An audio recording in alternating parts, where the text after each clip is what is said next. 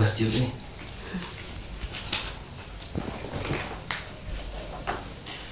Bismillahirrahmanirrahim. Assalamualaikum warahmatullahi wabarakatuh. Alhamdulillahirabbil alamin wa bihi nasta'inu ala umuri dunya waddin wassalatu wassalamu ala asrofil anbiya'i wal mursalin wa ala alihi wa sahbihi ajma'in amma ba'du. Faqala Allah ta'ala fil Qur'anil Karim wa huwa asdaqul qailin. A'udzubillahi minasyaitonir rajim. Bismillahirrahmanirrahim. Ud'u ila sabili rabbika bil hikmati wal mau'izatil hasanah wajadilhum billati hiya ahsan huwa a'lamu bima dhalla an sabilihi wa huwa a'lamu bil muhtadin. Shadaqallahul azim. Baik, pertama-tama adalah kita panjatkan puji syukur kepada Allah Subhanahu wa taala. Alhamdulillah pada hari ini saya pribadi bisa menyelesaikan tugas individu mata kuliah teori belajar untuk memenuhi salah satu syarat untuk melaksanakan ujian akhir semester. Kemudian saya ucapkan terima kasih kepada dosen pengampu yang telah memberikan tugas ini supaya kemampuan daripada mahasiswa tersebut bisa meningkat lebih baik lagi. Baik, pembahasan yang akan saya sampaikan pada hari ini mengenai komponen-komponen dalam pembelajaran. Baik, diantaranya ada beberapa, ada yang menganggap ada 5, 6 ataupun 7.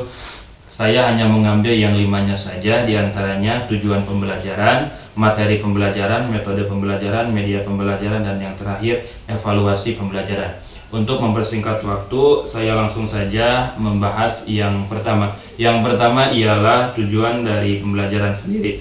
Tujuan pembelajaran ada terbagi menjadi 2 bagian. Yang pertama secara nasional dan yang kedua secara institusional atau secara lembaga.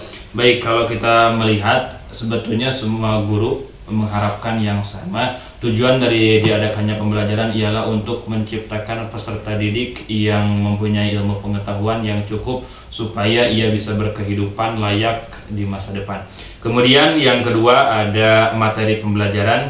Ini materi pembelajaran bisa kita lakukan, bisa kita sampaikan kepada para peserta didik sesuai dengan apa yang kita miliki, apa yang kita kuasai. Kemudian ada metode pembelajaran, cara seperti apa yang akan kita sampaikan dalam hal mengajar kepada para peserta didik. Di antaranya banyak sekali metode. Kemudian metode yang paling kita kuasai, kita kenal ialah di antaranya metode ceramah. Ialah seorang guru menyampaikan materi kepada peserta didik, sedangkan peserta didik mendengarkan dengan seksama. Kemudian ada metode diskusi di mana murid dituntut untuk saling mengeluarkan argumennya, mengeluarkan pendapatnya demi menyelesaikan suatu permasalahan, dan masih banyak lagi metode yang lainnya.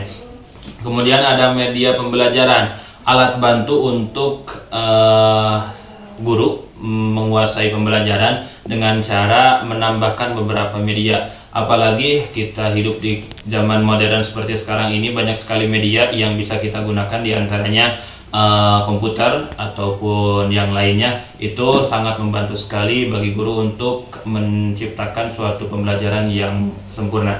Kemudian yang terakhir ada evaluasi pembelajaran, di mana seorang guru harus mengevaluasi setiap peserta didiknya, baik itu dalam kurun waktu 6 bulan sekali atau 1 semester atau kurun waktu 1 bulan sekali, bahkan yang paling sempit dalam kurun waktu 1 minggu sekali, supaya guru mengetahui hasil pembelajaran yang dilakukan oleh peserta didik. Kemudian setelah membahas mengenai 5 komponen-komponen pembelajaran ini, sebetulnya satu sama lain saling berkaitan. Artinya tidak bisa hanya 4 saja, tidak bisa hanya 3 saja, tetapi minimal yang 5 ini harus bisa dikuasai oleh seorang guru. Yang pertama ada tujuan pembelajaran, yang kedua ada materi pembelajaran, yang ketiga ada metode pembelajaran, yang keempat ada media pembelajaran, yang kelima ada evaluasi pembelajaran. Dalam prakteknya yang 5 ini sebetulnya saling berkaitan dan tiap tahun itu harus terus berulang. Karena contoh dalam 1 semester sudah dikuasai, sudah dilaksanakan, tapi kita melakukan evaluasi masih belum ada yang terpenuhi, kemudian di semester selanjutnya kita tanamkan lagi komponen-komponen pembelajaran seperti ini.